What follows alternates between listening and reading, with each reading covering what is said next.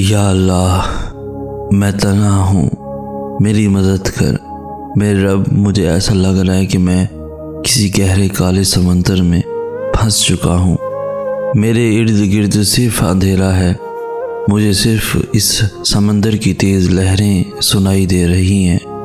یا اللہ میں ڈر رہا ہوں، مجھے خوف ہے یہ لہریں مجھے ڈبو دیں گی، مگر میرا یہ ڈر میرے تجھ پر یقین سے بڑا نہیں ہے۔ میں تجھ سے نا امید نہیں، میں جانتا ہوں تو مجھے اس سمندر سے نکالے گا۔ یا رب میرا بس تو ہی سہارا ہے، میرے مالک میری مدد کر، میرے مالک میری مدد کر۔ زندگی کوئی چانس نہیں ہے جو آپ کو اتفاق سے مل گئی، یہ چاہت ہے جسے تخلیق کیا گیا۔ آپ رب کی چاہت ہیں، اس کی چاہت کو پہچانیں کہ اس نے آپ کو کیوں پیدا کیا۔ آپ کے حق میں تخلیق نہ کیے جانے کا فیصلہ بھی آ سکتا تھا۔ اگر آپ کے حق میں تخلیق کیے جانے کا فیصلہ آیا ہے تو یہ ایک بڑا فیصلہ ہے۔ اللہ کے اس فیصلے کو پہچانیں، اپنی زندگی کو نا امیدی مایوسی کے ہاتھوں برباد نہ کریں، خود کو بدلنے کی کوشش کریں۔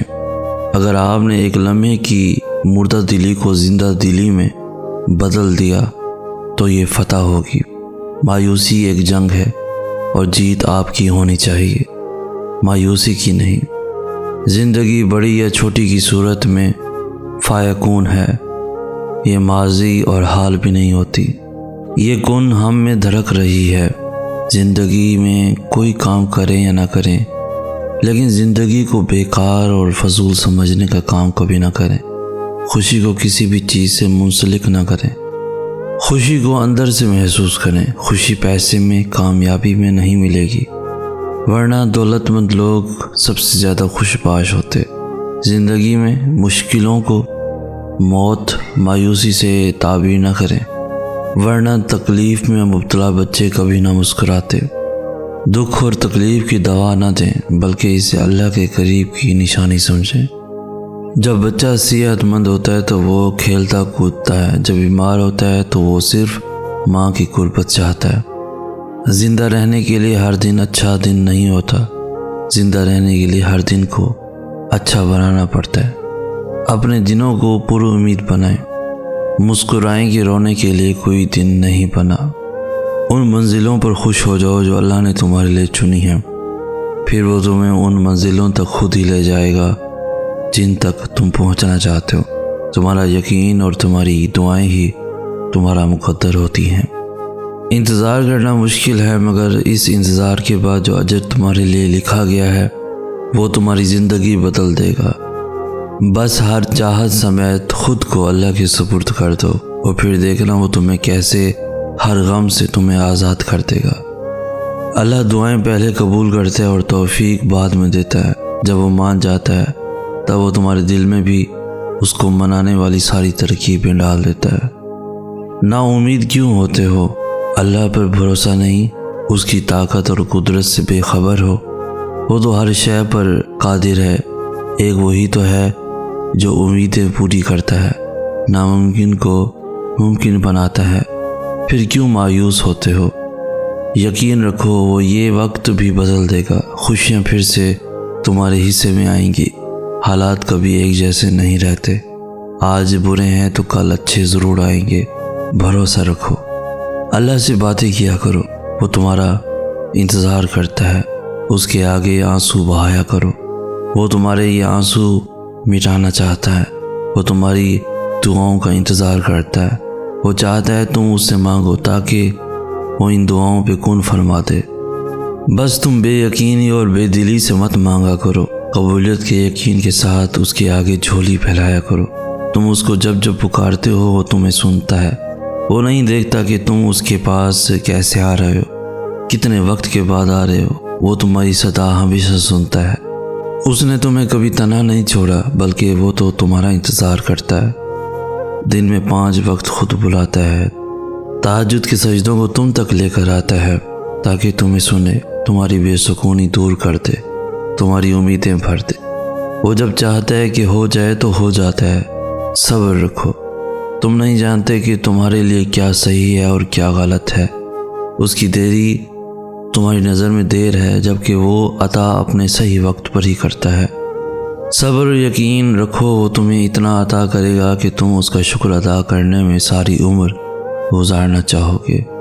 جب اللہ پر بھروسہ کر لو تو پھر یہ نہیں سوچو کہ کیسے ہوگا، پھر بس یقین رکھو کہ اب سب اللہ کرے گا، اور اس نے جیسے اپنا کام کرنا ہے یہ تو تمہارے نصیب کو بھی نہیں پتہ۔ دعا سب کر سکتی ہے، بس اس یقین کے ساتھ مانگنا کہ جو مانگ رہے ہو وہ دنیا کے لیے اور تمہارے لیے ناممکن ہے، مگر جس سے مانگ رہے ہو وہ اعلیٰ کل شائن قدیر ہے، جو اس پورے نظام ہستی کو چلا رہا ہے، جو رات اور دن کو بدل رہا ہے، جو تمہارے جسم میں ایک نظام کے تحت خون کو گردش کروا رہا ہے، جو آج تک تمہیں ہر بار سنبھالتا آیا ہے۔ وہ رب یہ دعا بھی قبول کر لے گا، اسے جب بھی مانگو جیسے بھی مانگو وہ سنتا ہے، بس یقین کو کامل کر کے مانگو۔ یہ جان لو جو مانگ رہے ہو وہ ممکن کرنا اس رب کے لیے مشکل نہیں۔ تم دیکھنا تمہیں خود نظر آئیں گی تمہاری دعائیں قبول ہوتی ہوئی، مول سے تم خود دیکھ لو گے۔ یہ یاد رکھو، جو ہے ہی انصاف کرنے والا پھر وہ کیسے تمہارے ساتھ ناانصافی ہونے دے سکتا ہے، جو ہے ہی محافظ پھر وہ کیسے تمہیں کسی ایسی چیز کے حوالے کر سکتا ہے جس سے تمہیں تکلیف ملے، جو ہے ہی جواب دینے والا پھر وہ کیسے تمہاری دعاؤں کے جواب دیے بغیر انہیں واپس لوٹا سکتا ہے۔ موسیٰ علیہ السلام کی طرح اللہ راستے ان کے لیے بناتا ہے جو اللہ پر توکل کر کے آزمائشوں کے سمندر پر صبر سے چلتے ہیں۔ بس جب وہ تمہیں اپنی جانب بلاتا ہے تو وہ راضی ہونے کا ارادہ باندھے ہوتا ہے، اور جب وہ تمہیں دعا کی توفیق دیتا ہے تو قبولیت کے لیے تمہاری دعا کے انتظار میں ہوتا ہے، پھر یوں مکمل کر دیتا ہے تمہیں کہ دنیا دیکھتی رہ جاتی ہے۔ تم سوچتے ہو کہ اللہ جو جان سے پیاری چیز آزمائش کے لیے تم سے دور کر دیتا ہے وہ لوٹ کر واپس نہیں آتی، مگر یہ بھی تو ہو سکتا ہے کہ جسے چھین لیا گیا ہے وہی تمہارے اس امتحان اور انتظار کا صلہ ہے۔ یا اللہ، میں تنہا ہوں، میری مدد کر۔ میرے رب، مجھے ایسا لگ رہا ہے کہ میں کسی گہرے کالے سمندر میں پھنس چکا ہوں، میرے ارد گرد صرف اندھیرا ہے، مجھے صرف اس سمندر کی تیز لہریں سنائی دے رہی ہیں۔ یا اللہ، میں ڈر رہا ہوں، مجھے خوف ہے یہ لہریں مجھے ڈبو دیں گی، مگر میرا یہ ڈر میرے تجھ پر یقین سے بڑا نہیں ہے۔ میں تجھ سے نا امید نہیں، میں جانتا ہوں تو مجھے اس سمندر سے نکالے گا۔ یا رب، میرا بس تو ہی سہارا ہے، میرے مالک میری مدد کر، میرے مالک میری مدد کر۔